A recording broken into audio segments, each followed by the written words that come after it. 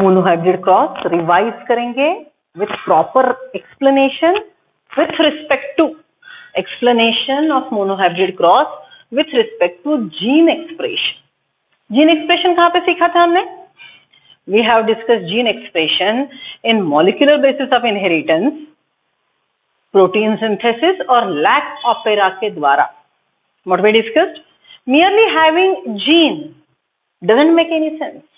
You have the gene, but if the gene is not able to react with RNA polymerase, if it cannot produce mRNA, if mRNA is unable to go for the process of translation, if protein is not synthesized, the protein which is synthesized, अगर protein बना भी लिया वो non functional protein है. वो enzyme की, वो protein जो एंजाइम है, वो एंजाइम की, वो प्रोटीन की रिएक्टिव साइट दूसरे एंजाइम से वीक है, या फिर वो प्रोटीन टोटल फंक्शनल ही नहीं है. अगर ये चीजें होती है तो जीन एक्सप्रेशन ना होगा. What I mean?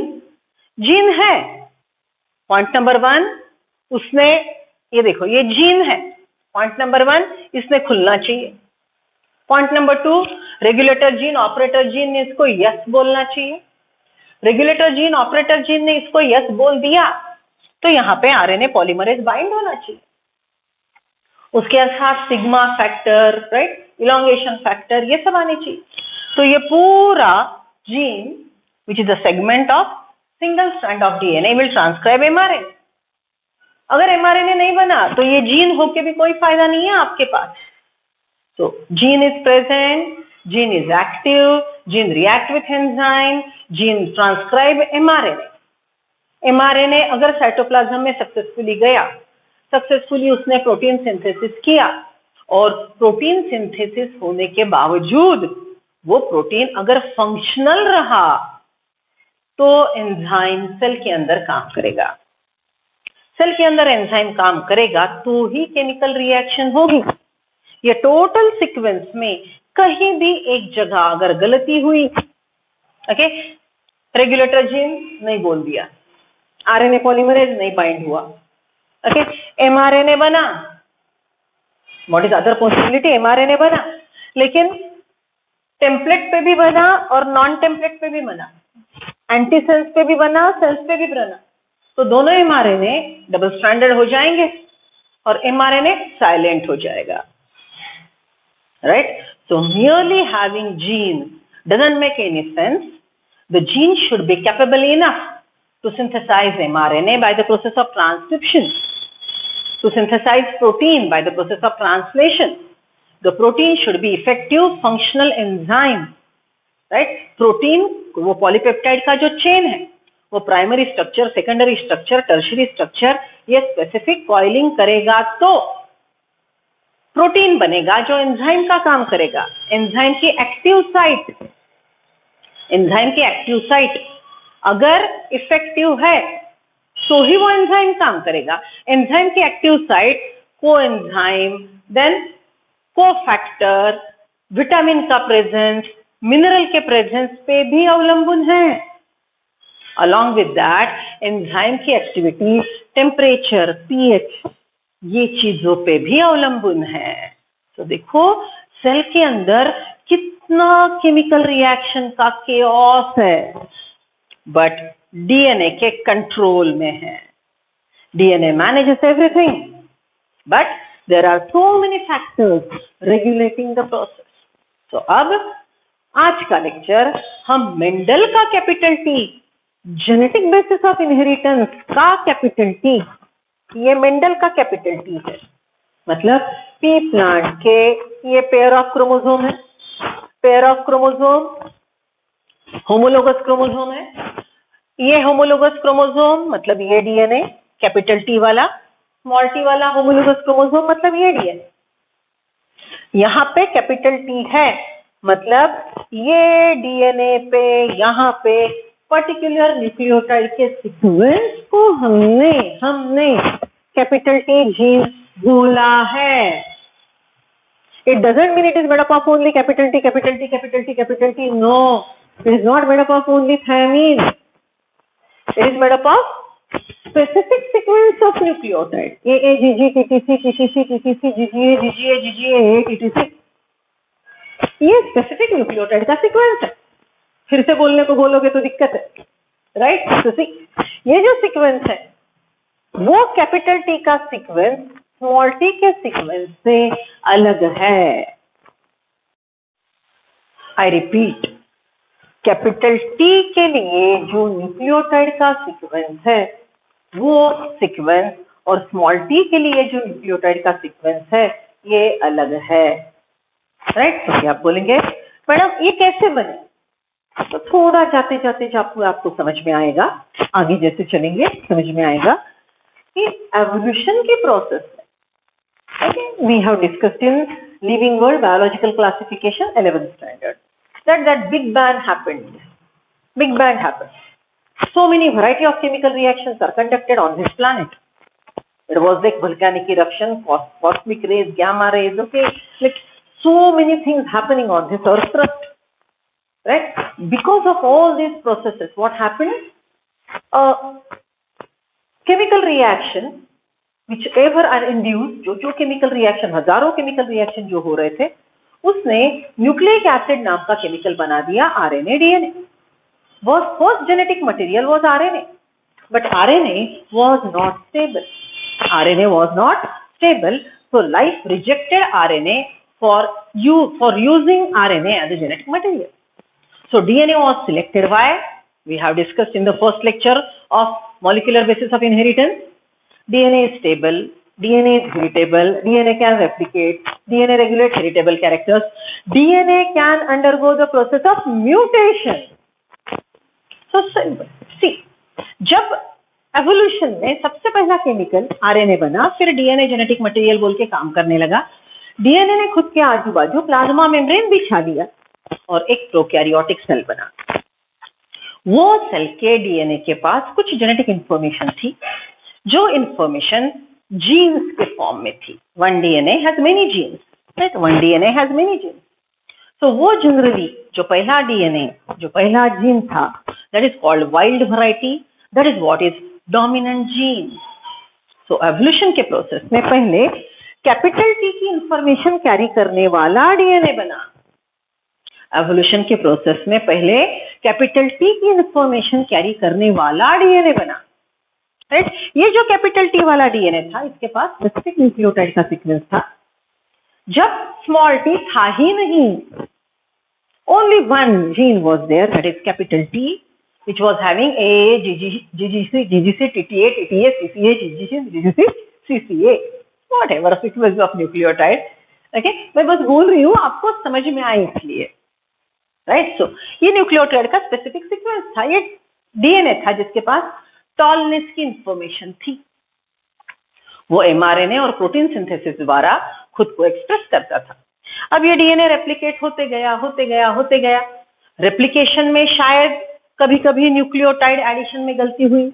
You know that DNA replication involve DNA polymerase 1 which act as proofreader, right? So proof reading करने वाला एंजाइम गलत न्यूक्लियोटाइड को निकाल के सही न्यूक्लियोटाइड वो जगह ऐड कर लेगा.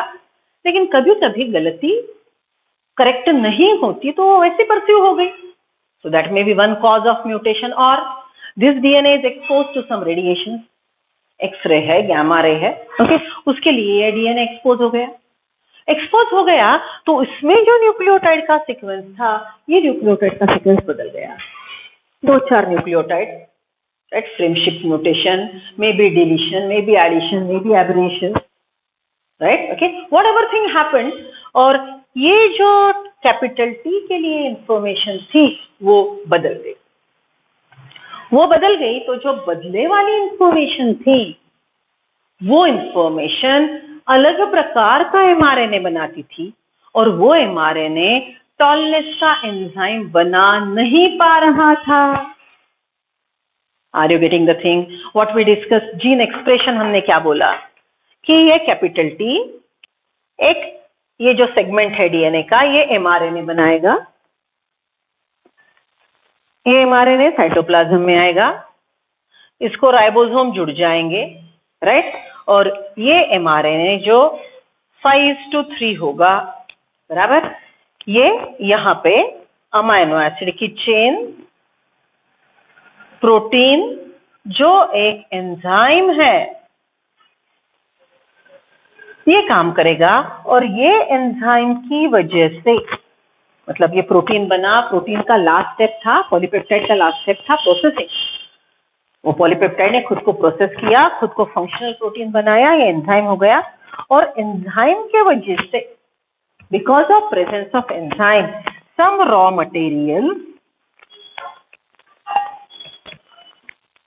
Materials are converted to some end product. कुछ रॉ मटेरियल सबस्ट्रेट के बीच में केमिकल रिएक्शन हो गई। क्यों केमिकल रिएक्शन क्यों हुई? क्योंकि ये एंजाइम ने केमिकल रिएक्शन मीडिएट की, ये एंजाइम ने केमिकल रिएक्शन मीडिएट की। So some raw material chemically react because of presence of enzyme and end product is formed. Because of this end product, the plant will go for internodal elongation and it become tall. समझ रहे हो? So this is what is gene expression. ये हमने कौन से chapter में सीखा? Molecular basis of inheritance. This is gene expression. समझ रहे हो? राइट? ओके, अब देखो, पहले तो ये प्रोसेस, ओरिजिनल लाइफ जो था, ओरिजिनल डीएनए जो था, उसके पास कैपिटल टी था। कैपिटल टी की वजह से ये प्रोसेस होता था और सब प्लांट टॉल होते थे। समथिंग हैपेंड, डीएनए रेप्लिकेशन के दरमियान कुछ गलती हुई या some mutagenic chemical was there, because of which capital T is mutated. Capital T का म्यूटेशन हुआ और स्मॉल टी जीन बना जिसके पास अल्टर्ड न्यूक्लियोटाइड का सीक्वेंस था, राइट? तो ये अब म्यूटेंट जीन है, स्मॉल टी ये म्यूटेंट जीन है, रिसेसिव जीन है। Mutations are generally recessive, that's why they are not immediately expressed. Capital T से म्यूटेशन स्मॉल टी बन गया, हमको वो सालों साल दिखाई ही नहीं दिया क्योंकि प्लांट के पास genetic makeup capital T small T था।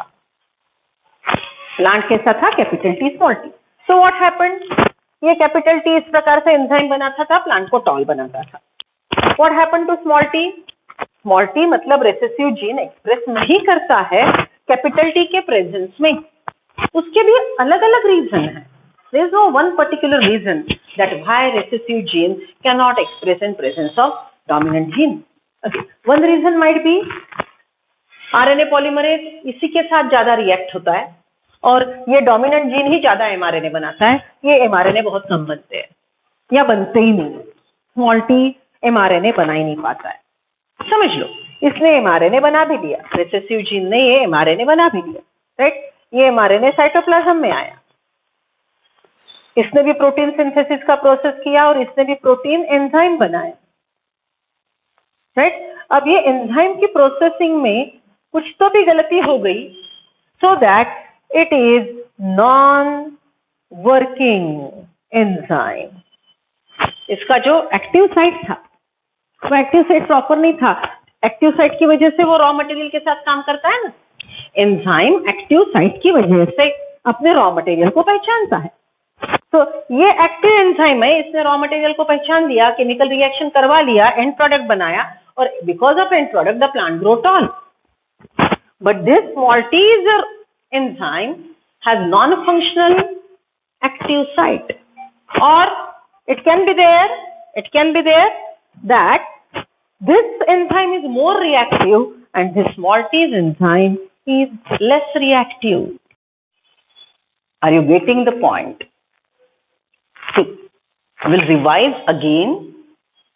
We are relating Mendelism, that is genetic basis of inheritance, with molecular basis of inheritance. To be very precise, what do you mean by a dominant gene? What do you mean by a recessive gene? What do you mean by a gene जो हमने molecular basis of inheritance में सीखा? Okay, so see, diploid organism has paired chromosome, homologous chromosome which are morphologically similar. Its size, shape, form are similar, number of genes are similar, लेकिन allelic combination अलग होगा। सबसे पहले हमने अलील की definition सीखी। Capital T and small T are the two traits regulating same character. Capital T is for tallness, small t is for dwarfness. These are the two traits regulating same character, height. एक ही character regulate करने वाले दो alternative forms को, दो alternative jeans को alleles बोलते हैं। अब यहां पे सब लोग एक पॉइंट लिख लो, differentiate between alleles and genes. दो दो तीन तीन पॉइंट ही लिख पाओगे, लेकिन कॉन्सेप्ट क्लियर होगा।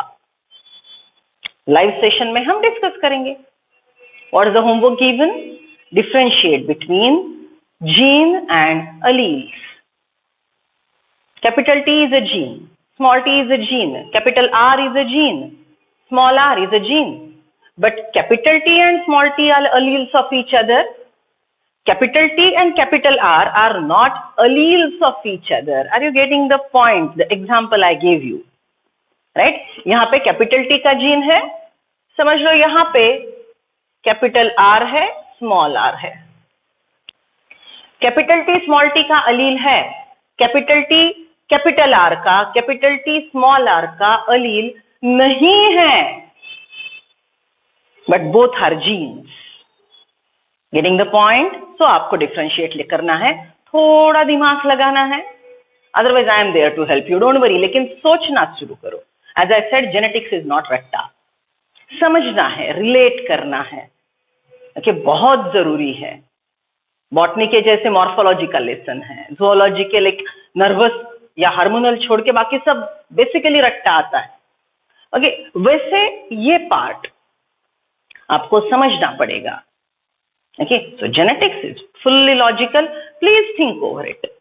कोई भी पैनिक नहीं होगा, शांति से एक एक दो दो डिफरेंसेस जो लिखोगे लिखो, समझने में आसानी होगी। Follow Avani ma'am's tips, right? चलो, what I said, differentiate, write down just 2-3 point. Okay, अब देखो, gene is a dot on a chromosome, small part dot on a chromosome is gene. If this chromosome uncoil, you get a DNA. DNA is double stranded helically coiled molecule, right? Then a segment of DNA, a segment of single strand of DNA is called gene. Broadly you can say a segment of DNA is gene. More precisely, segment of single strand of DNA is gene because see, अब देखो homologous chromosome पे यहाँ पे capital T है, यहाँ पे small T है। ये क्रोमोसोम मतलब ये डीएनए है कैपिटल टी वाला, ये क्रोमोसोम मतलब ये डीएनए है स्मॉल टी वाला। अब जीन के डेफिनेशन के अनुसार this one will be segment of DNA of single strand regulating one character. This will be segment of DNA of single strand regulating one character, right? अब ये दोनों character height के ही है, लेकिन ये अलील टॉलनेस को डिफाइन करेगा, ये अलील ड्वार्फनेस को रेगुलेट करेगा। How? See, you know gene expression, ये इतना डीएनए अनकॉइल हुआ, डीएनए ने एमआरएनए बनाया, एमआरएनए ने ट्रांसलेशन की प्रोसेस कर दी, राइबोसोम टीआरएनए आरआरएनए की हेल्प से प्रोटीन बनाया। ये प्रोटीन का मॉडिफिकेशन हुआ, स्ट्रक्चरल मॉडिफिकेशन, और एंजाइम बना। Tertiary quaternary proteins are enzyme with specific active site. Active site is a part of an enzyme which is helping in recognition of the proper substrate. हजारों enzyme है cytoplasm में, लेकिन hexokinase glucose को पहचानेगा, fructose से काम नहीं करेगा। सो hexokinase का एक्टिव साइट ग्लूकोज के लिए डिजाइंड है। ये एग्जांपल दिया मैंने रेस्पिरेशन का। आरएनए पॉलीमरेज, राइट, ये एंजाइम है जो प्रमोटर रीजन को रिकॉग्नाइज करता है, ऑपरेटर से स्लाइड होके सिग्मा फैक्टर रो फैक्टर के साथ प्रोसेस ट्रांसक्रिप्शन का करवाता है। तो न्यूक्लियोप्लाज्म में डीएनए पॉलीमरेज है, वो डीऑक्सीराइबो न्यूक्लियोटाइड को ही पहचानेंगे। न्यूक्लियोप्लाज्म में आरएनए पॉलीमरेज भी है, लेकिन वो आरएनए न्यूक्लियोटाइड को ही पहचानेगा। Isn't it specificity? एक पर्टिकुलर एंजाइम एक पर्टिकुलर रॉ मटेरियल को पहचानता है। क्यों? क्योंकि उसकी active site. So linear amino acid की चेन बनी, पॉलीपेप्टाइड, पॉलीपेप्टाइड का प्राइमरी सेकेंडरी टर्शियरी कॉइलिंग हुआ, प्रोटीन बना, प्रोटीन फंक्शनल है तो उसको हम एंजाइम बोलते हैं, वो काम करता है। एंजाइम के स्ट्रक्चर में एक एक्टिव साइट होती है, वो एक्टिव साइट ओके ये एंजाइम है, ये फंक्शनल एंजाइम है। अब ये एंजाइम और फंक्शनल एंजाइम में अंतर क्या है? एंजाइम मतलब सिर्फ प्रोटीन होगा, उसको काम करने के लिए, प्रमोट करने के लिए कुछ मिनरल लगेंगे, कुछ आयंस लगेंगे, कुछ कोफैक्टर लगेंगे, कुछ कोएंजाइम लगेंगे, ये सब इकट्ठा जुड़ के फंक्शनल एंजाइम होगा जो सच में काम करेगा, सच में काम करेगा, राइट। सो अब फंक्शनल एंजाइम है, फंक्शनल एंजाइम को बाकी के पीएच, टेम्परेचर, सब चीजों की जरूरत होती है। अब एंजाइम फंक्शनल हो गया तो उसने अपने रॉ मटेरियल को पहचान लिया, रॉ मटेरियल ने केमिकल रिएक्शन की, एंड प्रोडक्ट बनाया, और ये एंड प्रोडक्ट की वजह से कैरेक्टर एक्सप्रेस हुआ। ये केस में कैपिटल टी का एमआरएनए, कैपिटल टी ने बनाया हुआ एंजाइम, कैपिटल टी ने केमिकल रिएक्शन, ये एंजाइम जो कैपिटल टी ने बनाया उसने ये केमिकल रिएक्शन किया, उसकी वजह से जो एंड प्रोडक्ट बना वो एंड प्रोडक्ट प्लांट का इंटरनोडल इलॉन्गेशन करवाएगा और प्लांट को टॉल करेगा। This is gene expression. So when you say capital T is a dominant gene, you mean all this part. आप इतना समझते हो, राइट? ये जीन एक्सप्रेस करने के लिए कैपेबल है होमोजाइगस कंडीशन में, हेटेरोजाइगस कंडीशन में। Come to small T gene, capital T का एलील, राइट? अब देखो, ये भी एमआरएनए बनाता है, ये भी प्रोटीन बनाता है, लेकिन ये प्रोटीन या तो नॉन फंक्शनल है या तो लेस इफेक्टिव है। क्यों? क्योंकि देखो, कैपिटल टी के लिए जो न्यूक्लियोटाइड का सीक्वेंस था उससे अलग स्मॉल टी के लिए न्यूक्लियोटाइड का सीक्वेंस है, इसका ये म्यूटेंट फॉर्म है।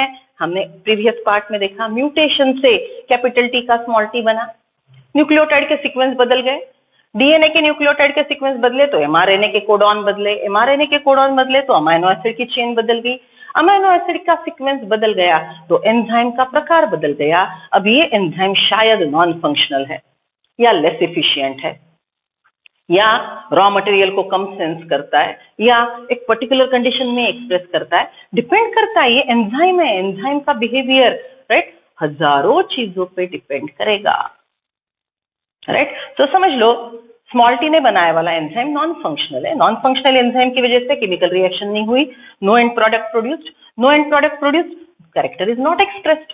What is the character? Tallness. तो टॉलनेस नहीं एक्सप्रेस हुआ तो स्मॉल टी प्लांट को ड्वार्फ बनाएगा। अब देखो, कैपिटल टी है तो ये एंजाइम पक्का बनेगा, तो प्लांट ने टॉल होना ही है।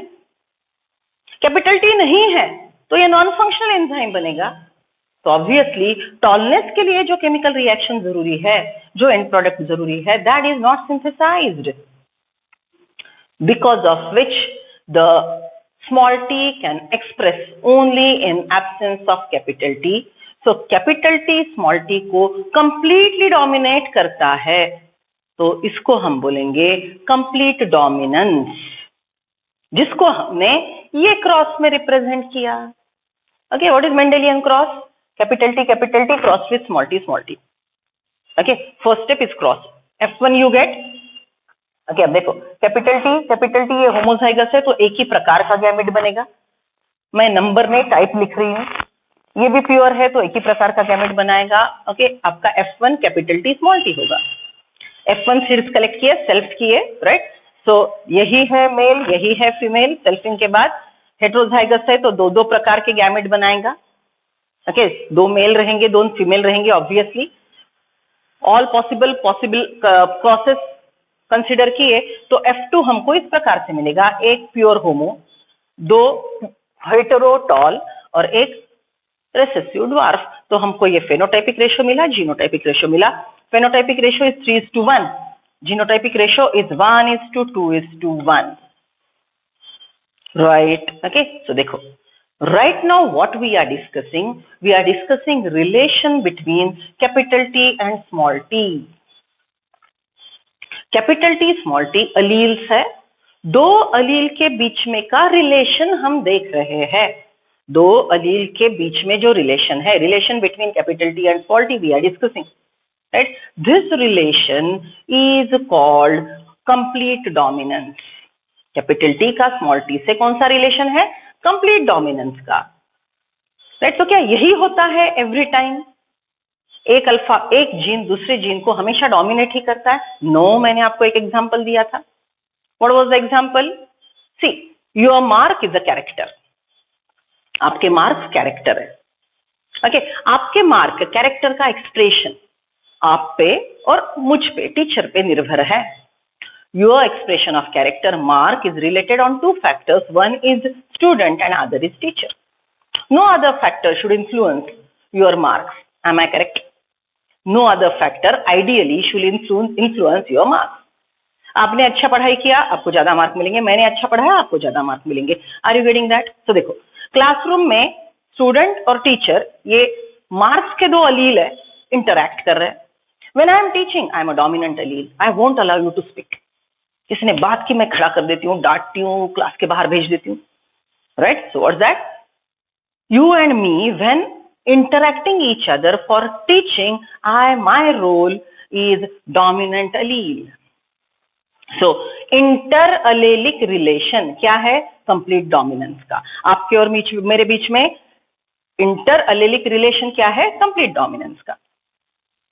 चलो समझ लो, टीचिंग हो गया। अब हम लोग डिस्कशन कर रहे हैं। तो आपका जो म्यूट वॉल्यूम था, जीरो वॉल्यूम था, वो 50 पे आ गया। मेरा जो 100% था वो 50 पे आ गया। देखो, दोनों 50-50 पे कॉम्प्रोमाइज कर लिए, टोटल 100 ही है। इसके पहले जब मैं डोमिनेंट थी, 100% आवाज मेरा था। जब हम डिस्कशन कर रहे तो 0 से आप 50 आ गए, मैं 100 से 50 आ गई, तो दोनों ने खुद का एक्सप्रेशन 50% पे ला लिया, राइट। इट्स इनकम्प्लीट डोमिनेंस जब हम डिस्कस कर रहे हैं, बराबर। For example, I give you red flower colour cross with white flower colour, तो आपको पिंक फ्लावर मिलेगा, intermediate 50% expression, incomplete dominance. Are you getting my point? Right, okay. And what is codominance? Just imagine that you and me are fighting on one MCQ। आप बोल रहे madam ऐसे कैसे नहीं होता, मैं बोल रही नहीं, मैंने बोला वो एक क्वेश्चन का आंसर सही है, ओके। वो कंडीशन में you are expressing 100%, I am expressing 100%, total will be 200%। बात को समझो, कंप्लीट डोमिनेंस में 100% एक्सप्रेशन था, टोटल 0 + 100, आपका 0 मेरा 100। इनकम्प्लीट में भी टोटल 100 ही था, आपका 50 मेरा 50। लेकिन कोडोमिनेंस में आप भी 100% एक्सप्रेस कर रहे हो, मैं भी 100% एक्सप्रेस कर रही हूं, right. So that is codominance. Codominance का एग्जांपल है ब्लड ग्रुप। मम्मा ने आपको ए ब्लड ग्रुप का जीन दिया, पापा ने आपको बी ब्लड ग्रुप का जीन दिया, तो आपके पास ए जीन भी 100% एक्सप्रेस करेगा, बी जीन भी 100% एक्सप्रेस करेगा, and A B will be complete dominance. Blood group, ये ह्यूमन का कैरेक्टर जो है, वो कोडोमिनेंस एंड कंप्लीट डोमिनेंस दोनों का एग्जांपल है, right. So that is what is zoology genetics is mixing with genetics. So you have to discuss it together. Understood, right? So this is what is law of dominance and why the capital T is dominating, why the capital T is able to express itself always, why small t is not able to express in presence of capital T, ये उसका explanation है. Please write down in a proper way.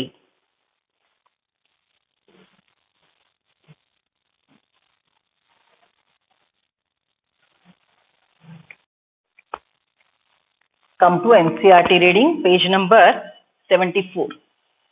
Total monohybrid cross है, law of dominance है, right. उसका हमने reason देख लिया, why the allele is dominating, right. And monohybrid cross पे बेस्ट है segregation. So will relate NCERT with what we have discussed. See page number 74. I am starting with first paragraph in that way. From the Punnett square it is easily seen that 1/4 of the random fertilization leads to capital T, half leads to capital T small t, and 1/4 to small t. देखो ये total आपके पास 4 है, ये 1, ये 2 और ये 1, total 4 है. 4 में का एक कैपिटल T दैट इज 1/4, 4 में का एक स्मॉल t दैट इज 1/4, और 4 में के दो capital T small t that is 1/2. 50% will be capital T small t. सो एक ही रेशो है, अलग अलग कॉन्टेक्स्ट से परसेंटेज में बात करेंगे, फ्रीक्वेंसी में बात करेंगे, राइट. देन होमो हेटेरो के रेशो में देखेंगे. So same thing we are discussing in different way. So right now we are talking about fractions. 25%, 1/4 capital T capital T. 50%, 1/2 will be capital T small t. 25%, 1/4 small t small t. Right? See. Though the F1 have genotype capital T small t, but the phenotypic character seen is tall. ये capital T small t है genetically, लेकिन दिखता toll ही है. मतलब capital T और capital T small t के दिखने में कोई अंतर नहीं है. क्यों? ये रीजन हमने देख लिया, राइट. कैपिटल T हमेशा एक्सप्रेस करता है, एंड प्रोडक्ट बनाता है और प्लांट को टॉल करता है, चाहे वो एक कैपिटल T रहे या दो कैपिटल T रहे. जितना भी एंजाइम एक कैपिटल T बनाएगा वो पूरे प्लांट को टॉल करने की क्षमता रखता है. अगर ओके देखो दूसरी पॉसिबिलिटी, ये कैपिटल T ने थोड़े एंजाइम बनाए, प्लांट थोड़ा टॉल हुआ. दूसरे कैपिटल T ने और एंजाइम बनाए तो प्लांट और ज्यादा होगा. That will be cumulative effect. वो भी कुछ जीन में होता है. But right now we are talking about that single capital T synthesizes enough enzyme which make the entire plant tall. So capital T के पास दोनों कैपिटल T जीन है, capital T small t के पास एक ही capital T gene है, लेकिन ये अकेला capital T और ये दोनों कैपिटल T के एक्सप्रेशन में कोई अंतर नहीं है. दोनों प्लांट 6 फीट टॉल रहेंगे. अंडरस्टूड? ओके. दूसरे एग्जांपल है जिसमें कैपिटल T स्मॉल t और कैपिटल T के एक्सप्रेशन में थोड़ा अंतर आएगा. That will also be discussed. Just hold on. Okay. See 3/4 population. Wait a second. Externally, it is not possible to distinguish between the plant with genotype capital T and capital T small t. Externally मतलब बाहर से देख के capital T और capital T small t में अंतर हम देख के नहीं कर सकते, इसलिए हमने test cross, right.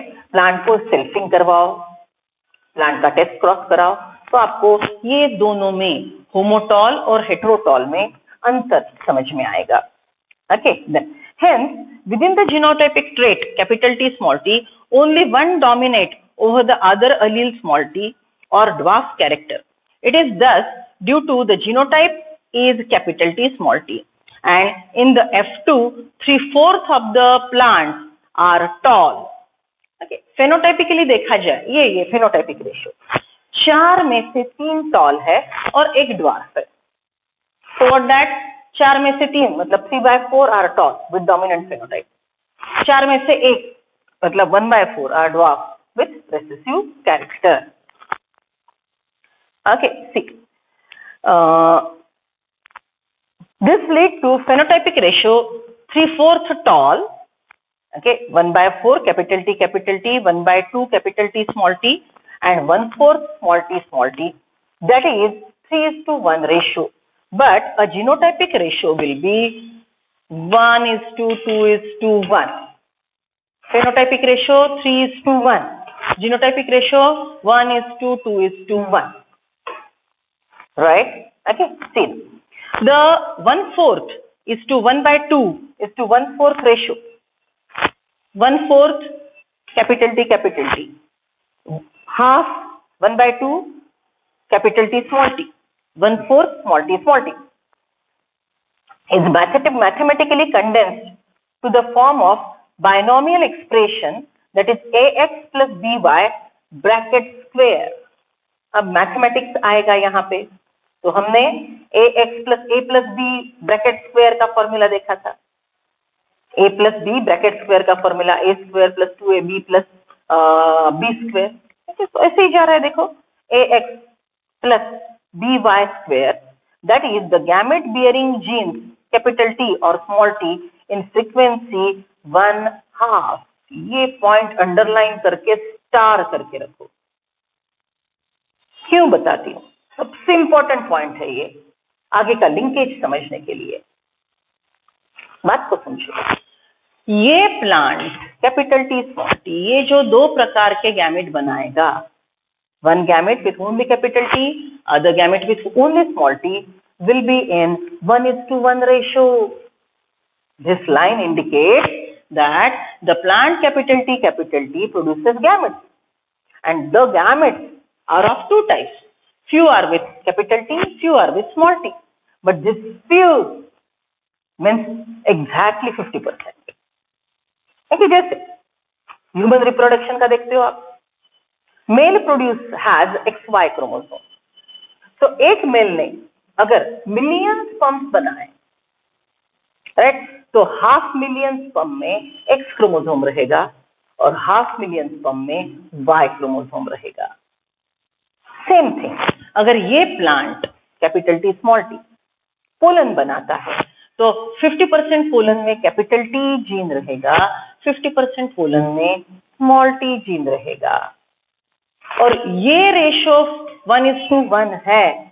Ratio of capital T is to small t is 1:1. That's why you are getting this ratio 3:1, and that's why you are getting ratio 1:2:1. Okay, तो ये बात आगे जाके और क्लियर होगी। Just hold on. 4 पॉइंट क्या लिख लिया हमने? Heterozygous tall or heterozygous individual in Mendelian character produces X number of gametes, right?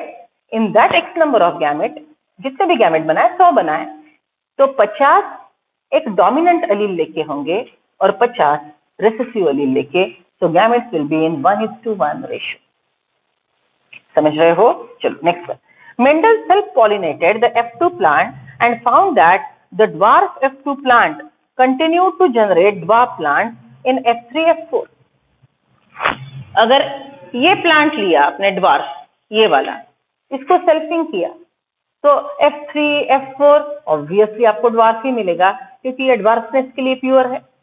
Same thing true इसके लिए, कैपिटल टी वाला है। इसको अगर आपने सेल्फिंग किया, तो इसकी पूरा आगे का जनरेशन, पूरा खानदान, full complete next generation will be capital T tall. तो वेरिएशन या बदलाव किसमें आएगा? ये बीच वाला कैपिटल टी स्मॉल टी में अगर हमने सेल्फिंग किया, तो F3 अगेन 3:1 आया। करके देखो। What is homework? Write down homework number 2। Perform selfing of F2। Perform selfing of F2। Capital T को सेल्फिंग करवाओ, कैपिटल टी स्मॉल टी को सेल्फिंग करवाओ, स्मॉल टी को सेल्फिंग करवाओ। Perform selfing of F2। Okay, so that is what they said. See, Mendel self-pollinated the F2 plant and found that dwarf F2 plant continue to generate dwarf plants in F3, F4 generations. In F3, F4 generations, right? He concluded that the genotype of the dwarf was homozygous, small t. What do you think he would have got had he self-pollinated a tall F2 plant? That is what is the homework I gave. अगर ये इसको self pollinate किया तो पूरे के पूरे toll मिलेंगे, इसको सेल्फ पॉलिनेट किया तो F3 फिर से आपको 3:1 रेशो में मिलेगा। करके देखो। चलो next one. From the preceding paragraph, it is clear that though the genotypic ratio can be calculated using mathematical probabilities by simple looking at a phenotype of a dominant trait, it is not possible to know the genotypic composition. ये दो plant को capital T small T को सिर्फ देख के आप बोल नहीं सकते हो कि होमो है कि हेटेरो है, लेकिन इसको देख के आप पक्का बोल सकते हैं कि ये होमोजाइगस ही है, because recessive character express in homozygous condition, right? See next one, that is for example whatever a tall plant from F1 and F2 has capital T or capital T small t composition cannot be predicted. capital T small t homodominant heterodominant में देख के अंतर करना, you cannot see and differentiate in homodominant and heterodominant.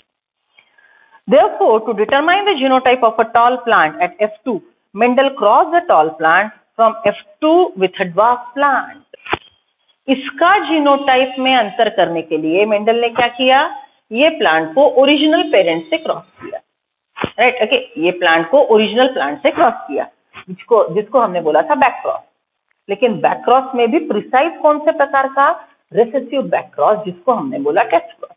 So what is done by Mendel to differentiate these two parents, ये दोनों के genotype में अंतर करने के लिए कैपिटल टी को रेसेसिव पेरेंट से क्रॉस किया, recessive back cross, capital T small T को रेसेसिव पेरेंट से क्रॉस किया, test cross. Recessive back cross, test cross एक ही बात है। अगर कैपिटल टी को स्मॉल टी से क्रॉस करते हो तो यू गेट ऑल टॉल, और अगर कैपिटल टी स्मॉल टी को रेसेसिव प्लांट से क्रॉस करते हो तो you get 1:1 ratio. Please refer test cross, back cross और significances of test cross.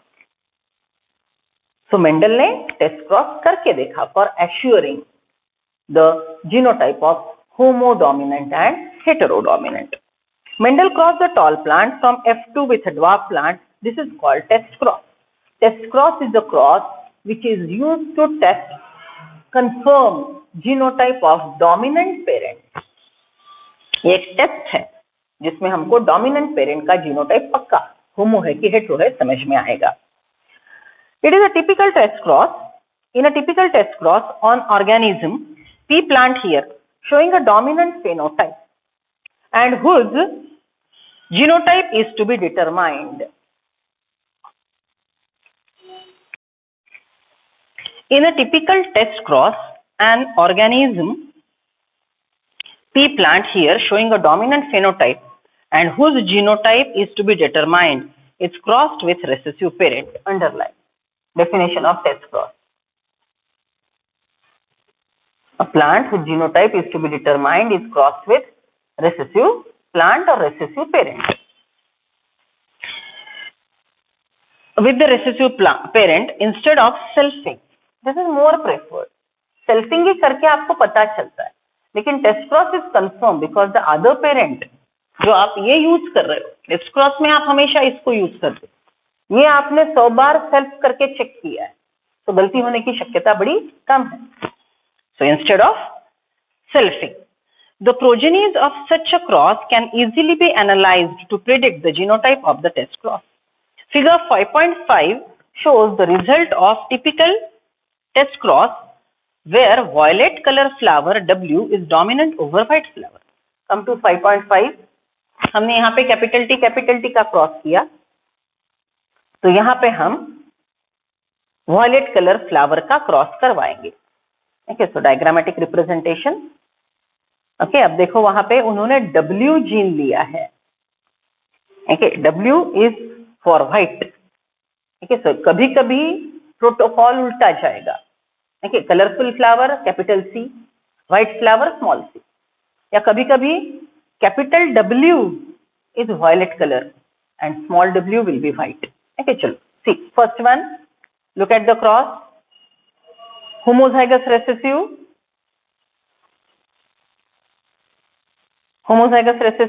capital W, homozygous recessive, capital W, test cross explain किया है उन्होंने, right, is crossed with the one, देखो बीच में कलरफुल फ्लावर है जिसको क्वेश्चन मार्क दिया है, ये डोमिनेंट जीनोटाइप वाला है, डोमिनेंट फेनोटाइप वाला है, कलर फ्लावर है, लेकिन होमो है कि हेट्रो है देखना है। ओके, अब देखो दोनों पॉसिबिलिटीज लिखे हैं, लेफ्ट हैंड पे लिखा है capital W it is homodominant, capital W small w is heterodominant. तो व्हाइट फ्लावर के साथ अगर कैपिटल W क्रॉस किया तो आपको all flowers are violet, white flower के साथ कैपिटल W स्मॉल w को क्रॉस किया तो आपको मिलेगा 1:1 रेशियो, कैपिटल W ये 2 रहेंगे, स्मॉल w 2 रहेंगे, 2:2, तो रेशियो विल बी 1:1। देखो लास्ट पेज पे आपके क्लास वर्क पे आपने टेस्ट क्रॉस लिखा है। Okay, so that is what they have done the test cross. Okay, test cross के लिए आपको बोर्ड में 2 मार्क्स का क्वेश्चन आएगा। Explain test cross. तो आप क्या क्या लिखेंगे? Note down the thing. First definition, second do a cross. Okay, अच्छे से पेरेंट लिखो, एफ गैमेट लिखो, सेम थिंग। ओके, मैंने जो लिख के दिया है, F1 को रेसेसिव पेरेंट से क्रॉस करो, फिर ऐसे दोनों क्रॉस लिखो, पनेट स्क्वायर में लिखो, राइट। और अगर कंक्लूजन लिखो, ये एक्सपेरिमेंट का कंक्लूजन लिखो, if the F2 ratio is all with dominant character, then the unknown individual is homodominant. Conclusion number 2, if the F2 ratio is 1:1, then the unknown dominant individual is heterodominant. पहले definition cross करेंगे, significance लिखेंगे, and now write down how it is useful in a program of hybridization. How it is useful in program of hybridization. That in the program of hybridization, unknown plants are treated with recessive homozygous individual to find out their genotype and to study, analyze the expression of other characters. Okay, तो हमने definition लिखी, cross किया, conclusion लिखे, significances लिखे। कौन सा भी example आप ले सकते हो, ये 2 मार्क्स का हो गया। Then should come to see using Punnett square,